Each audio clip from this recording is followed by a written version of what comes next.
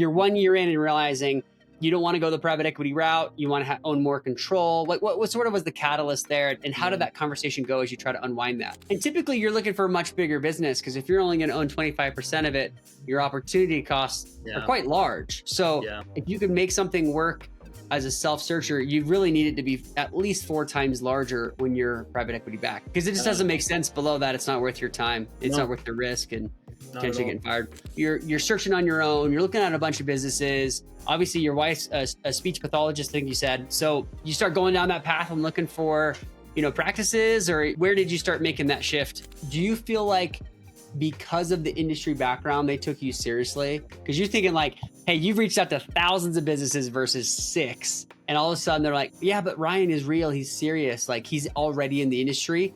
Even though one wasn't for sale, you planted seeds in all 6 of them and one's already coming back. You bought one of them. Why did they take you seriously? You got one that reaches back out to you. You're in the middle of trying to figure out if this is even the right fit. How did that first conversation go for someone in your shoes who's thinking about that search and that direct outreach? Do you immediately jump into, hey, what do you want for your business? Are you like slow rolling it? Let's go grab lunch. Or like, what happened? What's the next step? And they're like, hey, we're kind of interested. You look like us. What's happening in that time period? Was it just kind of some high level stuff and then you got under LOI officially and then you loop in the banks? Or how did that timeline work over a 12-month period? So you get the deal together. You finally nailed down a price. How long, once you had that nailed down and you're like, okay, the financial due diligence checks the boxes, that means we loop in the bank, right? How long did the bank SBA process take? As you went down this path, was a lot of the banks said no to this and some of the banks said yes? Were there certain reasons why the ones who said yes were okay with it, that the no's weren't?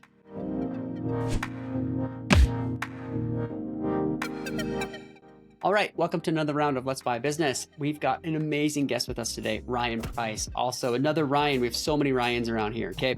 He's one of my favorite guests. This is an incredible story, and time will tell if it has a fairy tale ending. So we're right in the thick of it, right in the middle of it. Ryan was introduced by a mutual friend, James, who runs an amazing agency. Ryan went down the traditional search fund path. He was a funded searcher. He had a salary. When you do that, you end up with a much smaller percentage of the business, say about 20 to 25% or less. And you typically have to buy a much bigger business, and they just don't happen as much. There's pros and cons to the traditional search, the self-funded search, all sorts of pros and cons. Ryan went down that path for a year, realized it wasn't the right fit, got out of it, and then became a self-funded searcher. At the same time, his wife had started a speech pathology clinic, and using an SBA loan, he bought an adjacent business with no money down, which is actually how this whole story came up. James, my friend, asked me if he could buy an agency that was for sale, because he owns an agency, without putting any money down using an SBA loan. I laughed and said, no way, that never happens. It's so rare. It's just something that people advertise. And he goes, I know someone, and his name was Ryan. Okay, so here we are. Ryan bought this business about 2 months ago and had some great government contracts, great employees, great things set up, right? This is a bumpy road, okay? So they've got a current business, they buy an adjacent business that's a lot larger than the current business, and they were under offer for over a year. Okay, there's tons of ups and downs within this story. I think his story is more similar to most others during this search than it is dissimilar, right? There's no sugarcoating here with Ryan. Like I said, he was under LOI for over a year. That's got to be some sort of record, right? So we're going to dive in with Ryan. You can link to show notes below if you want to connect with Ryan. So we're going to go ahead and dive in.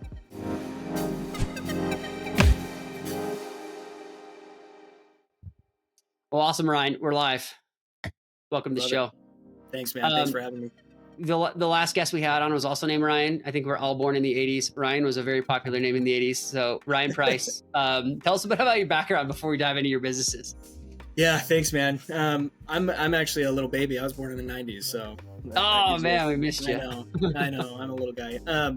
Yeah, man. Thanks so much for having me on. It's I've been a listener. So the work that you're doing is incredible stuff.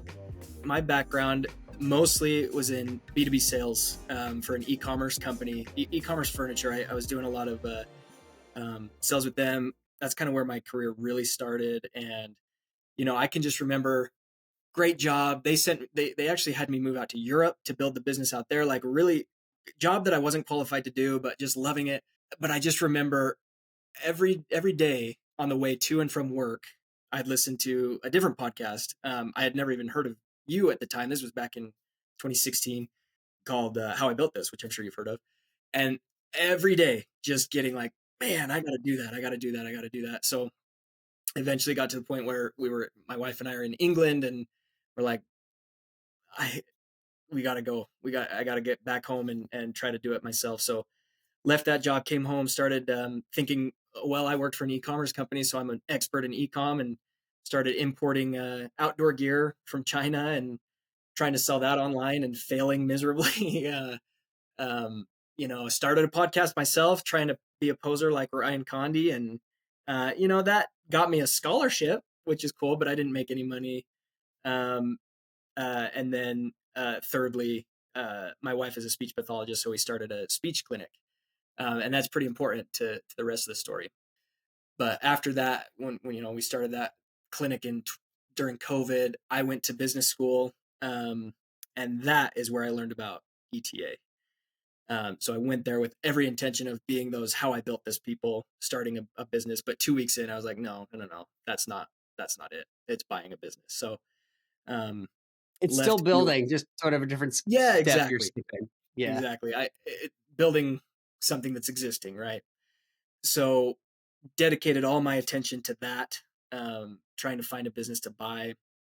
Left business school and actually joined a search fund accelerator, where they bring in, it's just like a traditional search fund, but they sponsor you, they pay you, you don't have to do the fundraising. You get the same kind of traditional search economics of up to 25% equity, all of that kind of stuff.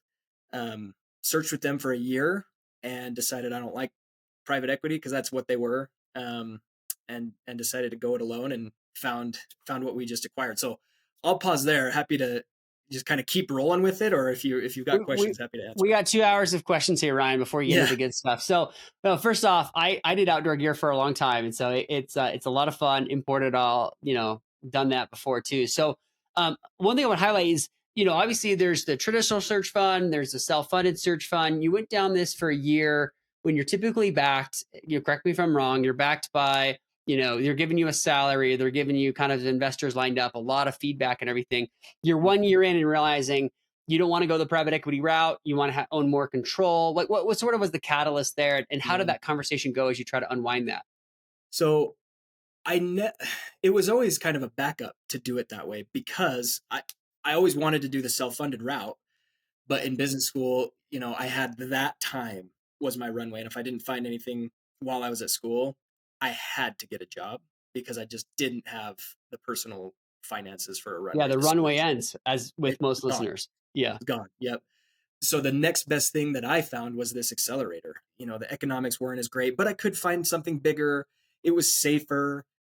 There's no personal guarantee. There's no SBA debt on these kinds of deals. So I was like, you know what? For my first rodeo, that's probably a good idea. So I moved out there with them, and yeah, that private equity thing, like the way that this one functioned was every year they'd hire a cohort of 5 searchers. And in my year there, they had been running for probably 9 or 10 years before I got there. And in my year, they fired 3 of the portfolio company CEOs who were previously searchers. And I was just like, man, I'm here. It's uh ruthless. Ruthless private equity. I mean, my goodness. I've signed an agreement that I will search anywhere. I'm geography agnostic, right? So I might end up in Tulsa or somewhere that I've never been with my family, and 3 young kids, and you might fire me. uh nah, like I'm good. So I just stepped away from that, and decided, you know And typically you're looking for a much bigger business, because if you're only going to own 25% of it, your opportunity costs are yeah, quite large. So yeah, if you could make something work as a self searcher, you really need it to be at least 4 times larger when you're private equity backed. Is that about right? yep, we were looking for 2 million EBITDA Yeah. businesses and up, exactly, yep. Because it just doesn't um make sense below that. It's not worth your time. It's not no, worth the risk and not at potentially all. getting fired. Was that a tough conversation for them, or just like, hey, like we're not a fit here anymore? Yeah, it wasn't comfortable. They to be honest, I didn't feel good about, they took a chance on me, and I'm so grateful for them. There's certainly no hard feelings. I think it's just the model didn't we didn't mesh. Learned a ton with them. uh do not regret it at all. I think it was a great experience, because like you said, every week you've got this meeting where you're looking through, you're talking about deals and getting their feedback. Awesome stuff. Things that helped me a lot when I kind of moved on. Did you have to give any sort of refunds or anything like that for the salary that you'd earned or No, expenses or anything? not me. Others have that have left that particular group. For example, one found a business that they didn't like, the investors, and he's like, "Well, I'm going to buy it then." And they're like, "Okay, you can, but you've got to pay us back your, search Your costs," stipends? which was a lot. And so he didn't end up doing that.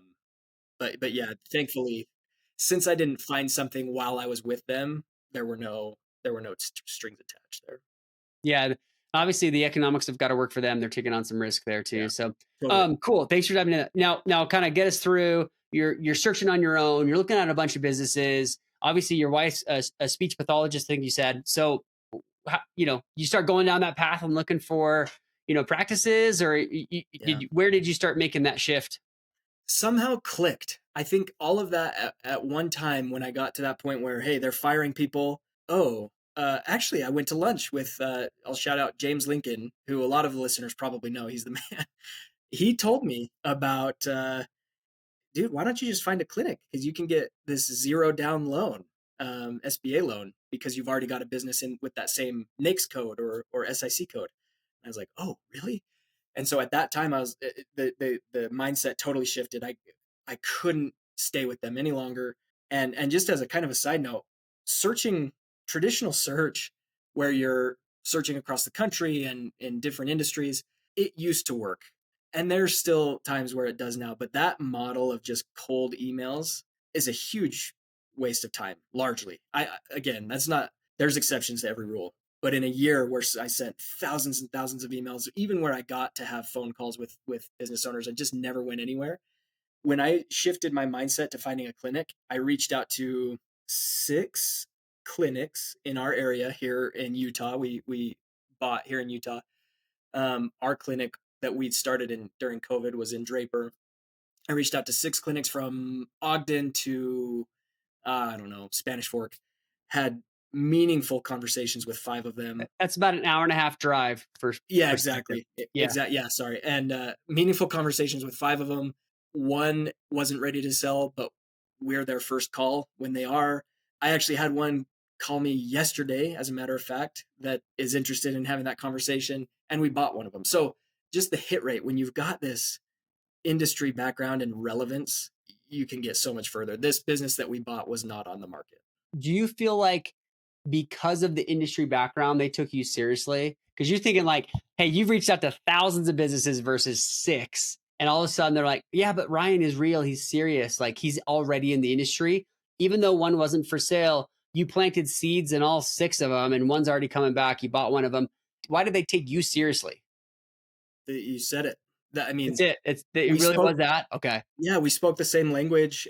They could look us up on Google. They saw us. Our clinic that we started during COVID was a mile and a half up the road. So And do you it feel was easy. like they saw that you were real? They saw that it was like a husband and wife. It wasn't private equity back. Like that can go a long ways. And sometimes everybody's search fund is all like XYZ capital, and they try to look all big. And I'm like, no, actually, you kind of want to look small for a lot of these things. Exactly.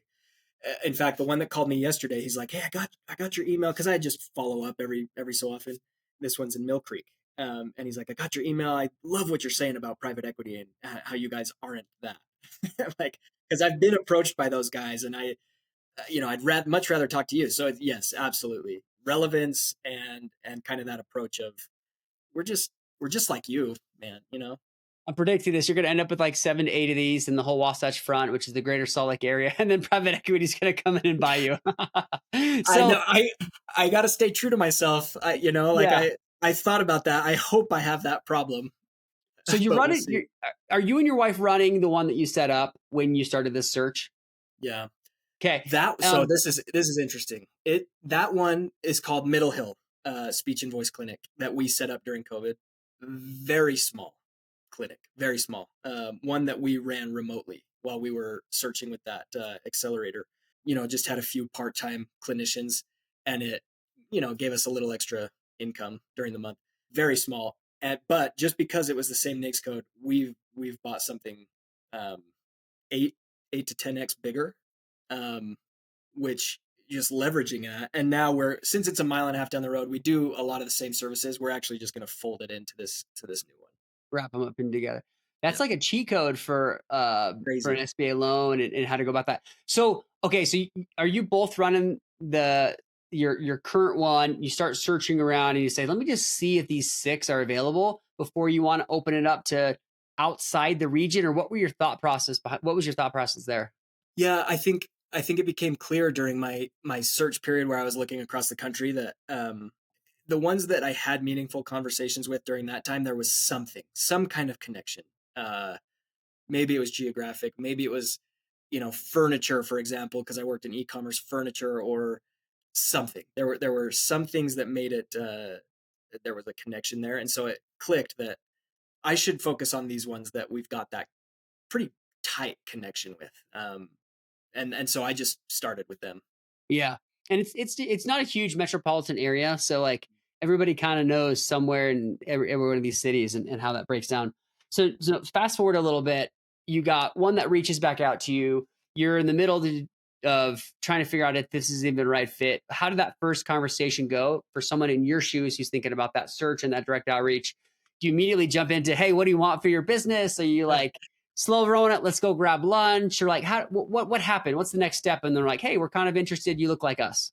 The one we bought, the sellers are very unique. It was two single women, kind of middle-aged women, and most of the clinic owners in our area do look like us. It's a husband and a wife. I'm trying to think of any that aren't like that, and I cannot think of any. I think Interesting. most of them are just like us, my wife and I. And so the one that we bought was totally different. So our first conversation, they're a very interesting, couple of people. They're pretty combative. It was kind of interesting. I was very surprised. We made contact June of 2024 and closed June of 2025. So it was a whole year process, and the entire way it was kind of bumpy, to be honest with you, because I think they did We're trust us. recording this 2 months after you acquired, Yes, so this is a really fresh acquisition. it is extremely fresh, and to be honest, they just had we had a 2 month transition period, so their last day was last Friday in the Wow, this building. is really fresh. So, Yeah. uh, I mean, I won't speak too much, but we're very happy now. Like that was a little bit of a rocky period with everybody in the building there together. And sometimes when and this is one thing to keep in mind for the searchers out there doing direct outreach, this is not uncommon. It's probably more common to hear this type of a story. And as someone who's not prepared to sell, sometimes they haven't done the mental work, Yeah, the outside work, such as like talking to a CPA and what taxes am I going to owe? Like they haven't quite done these things yet. So obviously, first contact to close is a year. mhm. What's happening in that time period? Was it just kind of some high level stuff, and then you got under LOI officially, and then you loop in the banks, or how did that timeline work over a 12-month Yeah. period? So yeah, the LOI took a while to negotiate. Settling on a purchase price was kind of the biggest thing. We paid 4x, so I think kind of on the high end of normal. Wasn't too crazy, but getting kind of the non compete, because like I said, they're middle aged. They're not retiring. They did not retire, but they're focusing on a different business. They have a nonprofit that's kind of more of a school that's not it's not playing in the insurance world, which is where we play. So I got comfortable with that, but they needed it to be a lot looser than I was comfortable with for a period of time. And then, other than that, though, it was their books. They're really anal people, so their books were super clean. Never heard that before. Isn't Yeah, I know it's a small business. They kept things pretty tight. It's good. So, anyways, there we just had a lot of back and forth. They wanted us to change the name, so we had to negotiate that. And to be honest with you, they didn't have the best reputation beforehand, so I probably would have done that anyway. So there was just things like that that we overcame. But at 12 months, I still needed to support the family. I was not working for that private equity group, so I found this other kind of medical field business where they did cognitive testing, and I was an employee, kind of a sales rep for them for a few months. And then I asked that guy, "Hey, can I just take this business over?" He had some other interests, and so I did a quote unquote acquisition of that. There was no money that changed hands because it's kind of a turnaround, but I acquired this other business, and that's still going. I've got partners kind of running that in Colorado, and I don't know what I'm doing, man. I'm just kind of shooting from the hip, and we're figuring it out as we go. So we go from living the life in England and traveling Europe every weekend to like, I'm just winging it. Winging it in Salt Lake City. So To my okay, wife should ring, yeah. before we go to this little side project you've got going on, sometimes you just can't take the search out of the searcher, right? Right. So you get the deal together. You finally nail down a price. How long once you had that nailed down and you're like, okay, the financial due diligence checks the boxes. That means we loop in the bank, right? How long did the bank SBA process take? So I'll do another plug here. We used Viso Capital, which is Heather Anderson. She I was gonna came say that's from, Heather's. She's yeah, fantastic. she's So awesome. She's awesome, and her daughter Rachel, fantastic. She came from Live Oak Bank, and so they helped me put it all together. That service is free. The bank pays their fee when you close.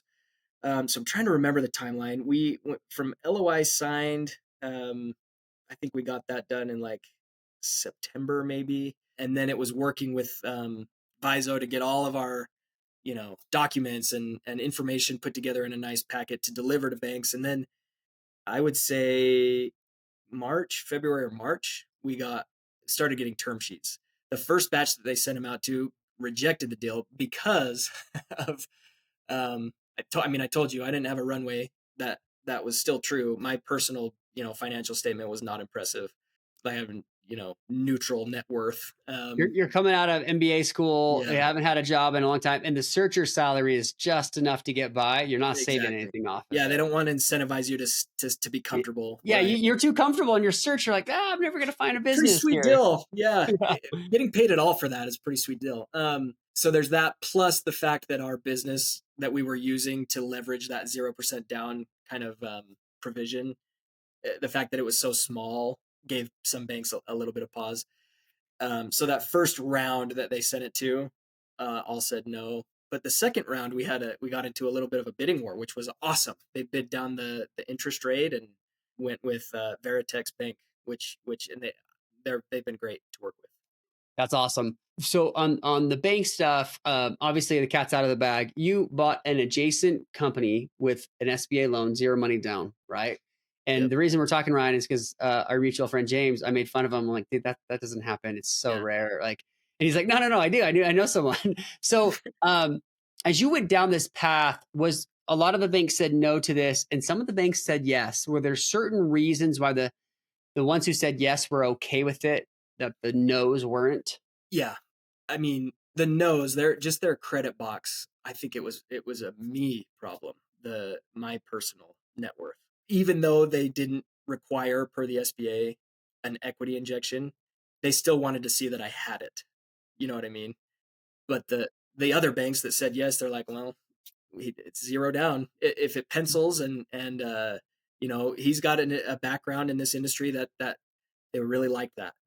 So they're like, So for yeah, them, the that's debt to income service ratio is like, it's fine. The business is fine. Even with right. Ryan taking a salary, we're not worried about that. So it's just something to keep in mind for searchers out there.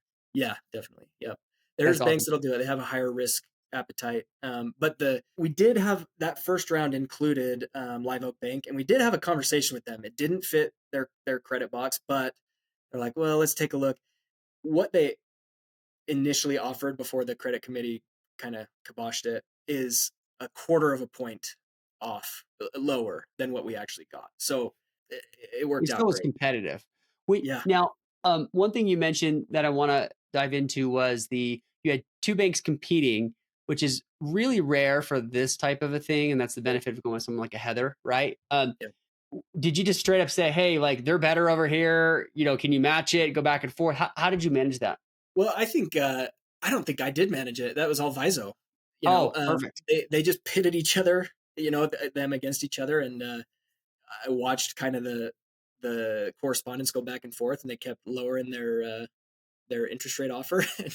um, And one thing to keep in mind for searchers out there is like we've talked a lot about the SBA. It's an amazing program. It also sucks and takes a really long time, and you got to give up your firstborn, right, as collateral.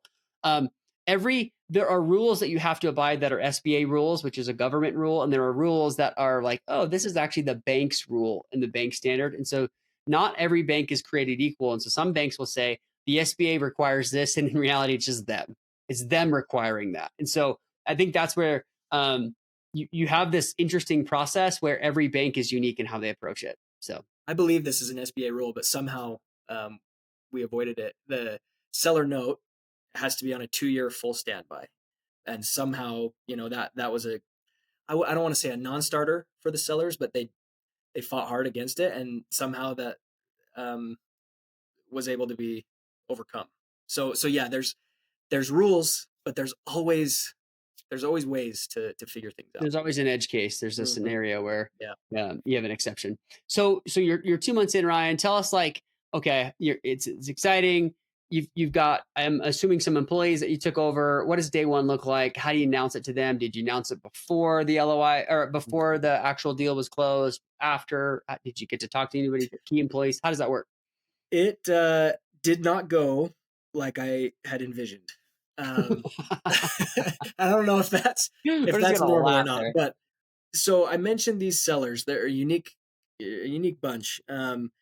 We had no access to current employees during due diligence. Couldn't talk to them at all, which is not terribly abnormal.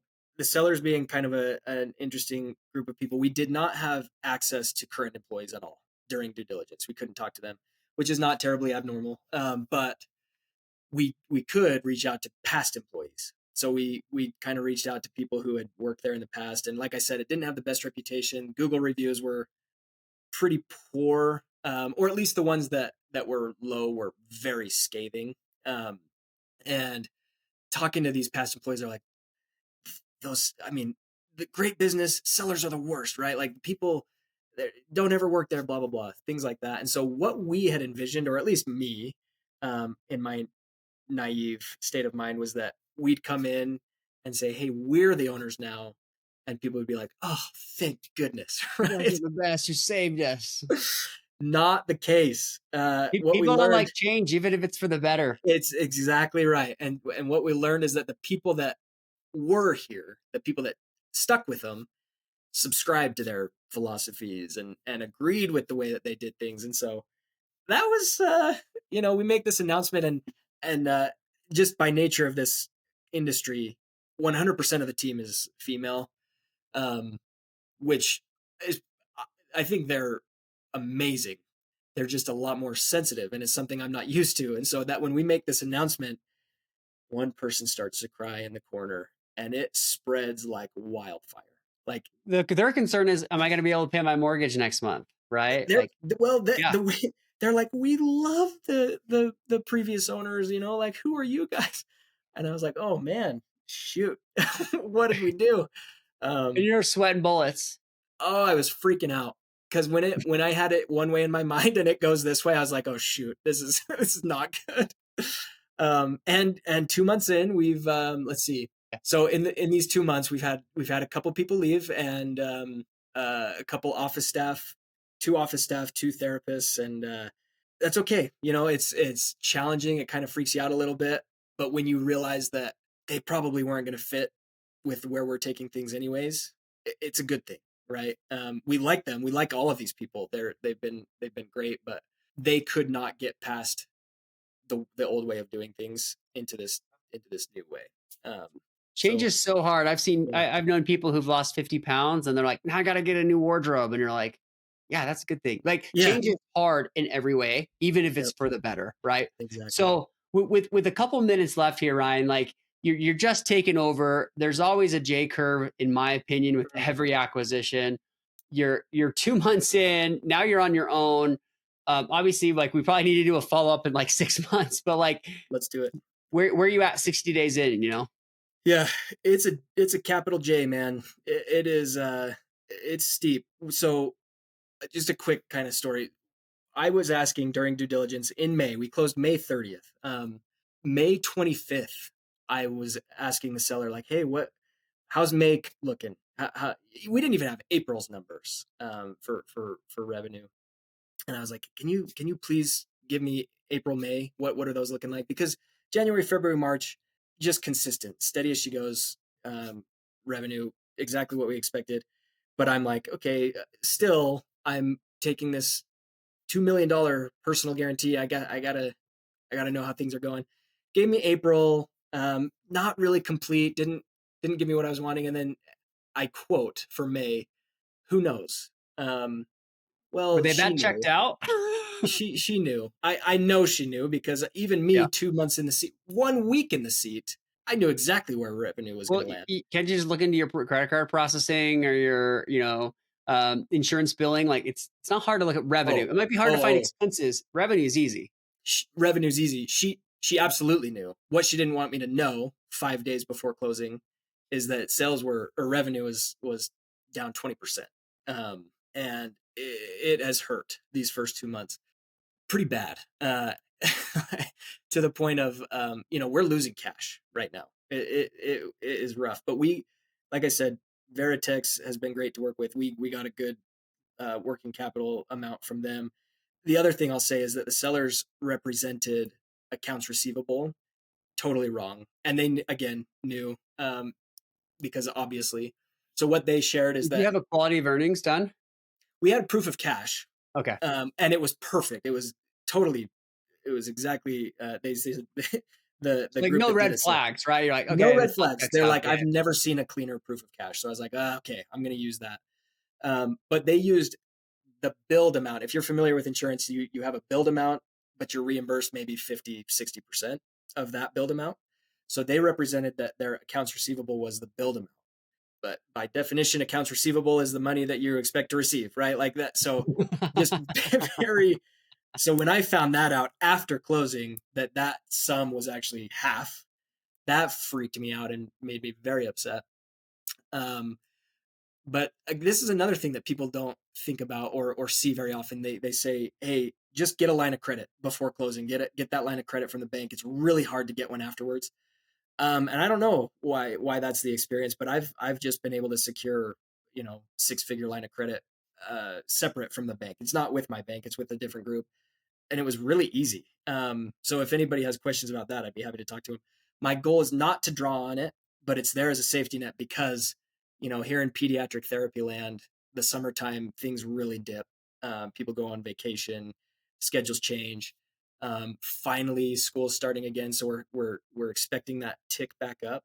But yeah, to answer your question, after a few minutes of long-windedness, the J curve is real, and it hurts, especially with 100% financing. So, Yeah. but we're getting through it.